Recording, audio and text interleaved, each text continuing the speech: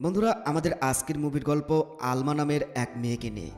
আলমা পুরোপুরি সাইকো টাইপের এক মেয়ে ছিল, কারণ আলমার প্রধান শখ ছিল ছেলেদের ললিপপ খাওয়া আর ঘন্টার পর ঘন্টা ঘপাঘপ করা। কিন্তু আলমার পিনিক কেউ ঠান্ডা করতে পারতো না। এখন কি করবে আলমা? তার গরম হওয়া মেশিন কি কেউ ঠান্ডা করতে পারবে? জানতে হলে দেখতে হবে পুরো মুভিটি। তবে মুভির এক্সপ্লেনেশন শুরু করার আগে আপনাদের একটা ওয়ার্নিং দেব। যারা লাউড স্পিকার বা ফ্যামিলি নিয়ে মুভিটি দেখতে চান তারা অবশ্যই মুভিটি স্কিপ করবেন, আর যারা নর্মালি দেখতে চান তারা অবশ্যই হেডফোন ব্যবহার করবেন। তো চলুন আর দেরি না করে মুভির গল্প শুরু করা যায়। আর এরকম আরও ঘপাঘপ মুভি দেখতে আমাদের চ্যানেলটি সাবস্ক্রাইব করে নোটিফিকেশন বাটন অন করে রাখুন, তাহলে সবার আগে আমাদের মুভিটি আপনি দেখতে পারবেন। মুভির শুরুতে আমরা আলমাকে পুরো পিনিক অবস্থায় দেখতে পাই। আলমা ক্লাবে যাওয়ার জন্য রেডি হচ্ছিল, তখনই সে আমাদের বলে সে টাকার জন্য লোকদের সাথে ঘপাঘপ করে। এই পেশা তার অনেক পছন্দের ছিল।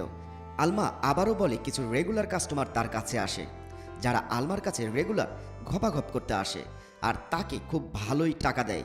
তো আলমার প্রথম ক্লায়েন্ট ছিল, তার নাম ছিল টাইগার। সে পেশায় একজন অ্যাডভোকেট ছিল, যেমন তেমন অ্যাডভোকেট নয়, শহরের নামকরা অ্যাডভোকেট ছিল। টাইগার আলমার সাথে ঘপাঘপ করতে খুবই পছন্দ করত, কিন্তু সে ঘপাঘপ করার সময় খুব অদ্ভুতভাবে করত। সে আলমাকে মেরে মেরে তার সাথে ঘপাঘপ করত। এতে আলমারও তেমন কোনো সমস্যা ছিল না, কারণ আলমা নিজেও তো সাইকো ছিল। আর টাইগার প্রতিটা মারের পরিবর্তে আলমাকে অনেক টাকা দিত। এরপর আমরা আলমার দ্বিতীয় কাস্টমারকে দেখতে পাই। তার নিকনেম ছিল কেটি। কেটির পাহাড় সমান বডি হলে কি হবে, আলমার সোয়া পেতে তার মেশিন থেকে তার তেল বের হয়ে যেত। এই কারণেই কেটির ওয়াইফ তাকে পছন্দ করতো না, তাই সে আলমার কাছে আসতো আর তার এই রহস্য গোপন রাখার জন্য আলমাকে অনেক টাকা দিত। এরপর আলমা আমাদের তার 3 নম্বর ক্লায়েন্ট পাপি ডগের সম্পর্কে বলে। পাপি ডগের সাথে আলমার দেখা হয়েছিল যখন তার ব্রেকআপ হয়ে গিয়েছিল। ব্রেকআপের দুঃখ ভোলানোর জন্য আলমা পাপি ডগের সাথে ইচ্ছা থাকা না সত্ত্বেও ঘপাঘপ করত। পাপি ডগ আলমাকে অনেকবার আই লাভ ইউ বলেছে, কিন্তু আলমা ঝামেলার মধ্যে পড়তে চায় না দেখে তার কথায় কোনো সাড়া দেয়নি। আসলে আলমা দেখতে এতটাই সুন্দরী ছিল যে যে কেউ তার সামনে গলে যেত। এরপর ঘপাঘপ করার পরে আলমা আর পাপি ডগ একে অপরকে তাদের বিষয়ে বলে। এরপর তারা খাবার খাওয়ার জন্য বাইরে যায়।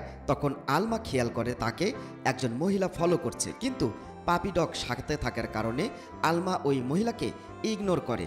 এরপর পাপি ডগ যখন চলে যায় তখন আলমা মহিলাটিকে ধরে তাকে জিজ্ঞেস করে, তুমি কি কেটির ওয়াইফ?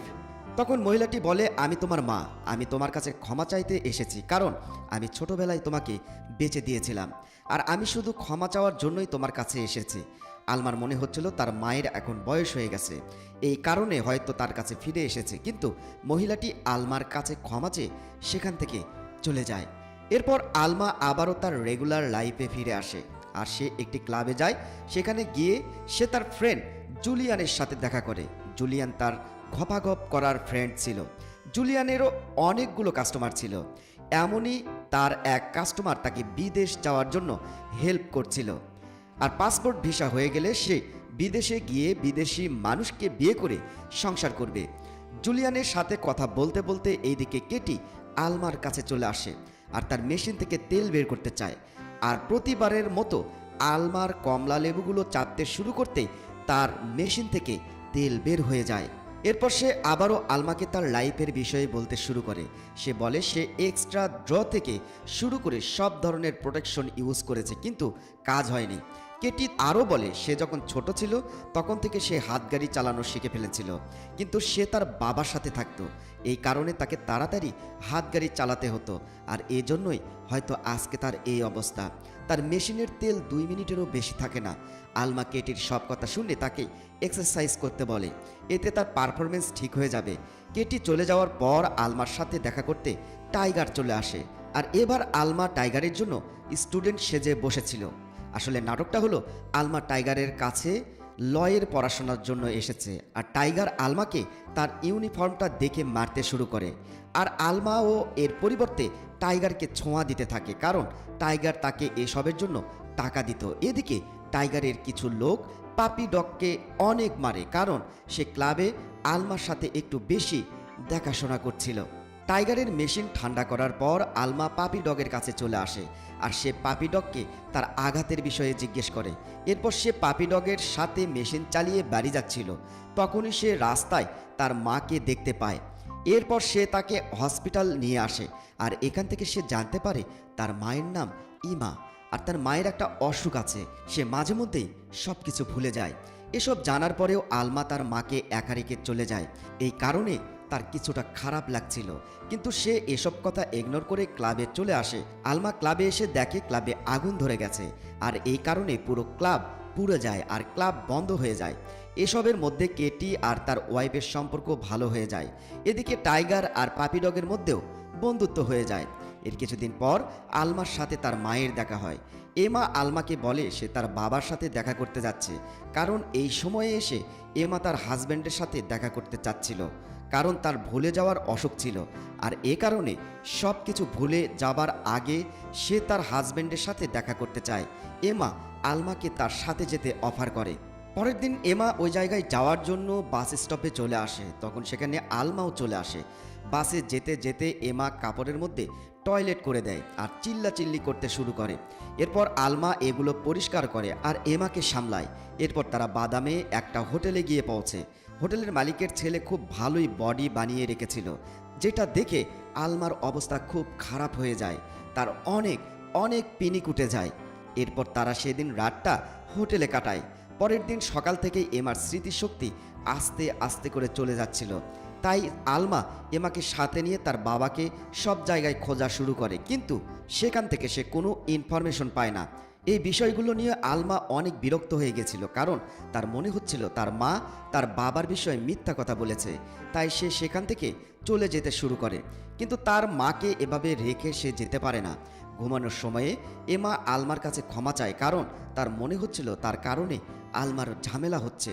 এই কারণে এমা আলমাকে বলে সেও তার মতো ছেলেদের সাথে ঘপাঘপ করে বেড়াতো, কিন্তু আলমা যখন তার পেটে আসে তখন সে আলমাকে বিক্রি করে দেয়, যেন আলমাকে তার মতো লাইফ না কাটাতে হয়। কিন্তু আলমার পালিত বাবা মা ভালো ছিল না, তাই আলমা 14 বছর বয়সে বাড়ি থেকে বের হয়ে যায়।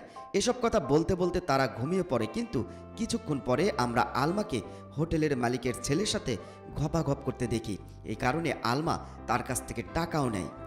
পরের দিন আলমা আর তার মা পুরো শহরটাই আবার ভালো করে খোঁজ নেয়, কিন্তু কেউই রবার্টের বিষয়ে কিছুই জানতো না। সেখান থেকে আসার পর আবারও এমার স্মৃতিশক্তি হারিয়ে যায়। তখন সে আলমাকে বলে, আমি যখন ছোট ছিলাম তখন আমার মা আমাকে অনেক মারত। এর কিছুদিন পর আমার মায়ের বয়ফ্রেন্ড আমার সাথে জোর করে ঘপাঘপ করে। এরপর থেকে আমার মা আমাকে আরও মারে আর টাকার জন্য যার তার সাথে ঘপাঘপ করতে বাধ্য করত।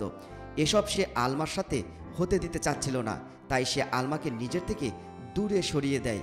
এই সব কথা শুনে আলমার অনেক খারাপ লাগে। পরের সিনে আমরা দেখি আলমা হোটেলের মালিকের সাথে আবারও ঘপাঘপ করছিল।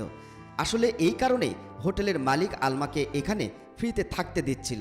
এরপর আলমা রুমে ফিরে আসে, তখন সে এলমার কাছ থেকে রবার্ট আর এমার একটা ছবি পায়, যেটা দেখে আলমা বুঝতে পারে এমা সত্যি কথা বলছে।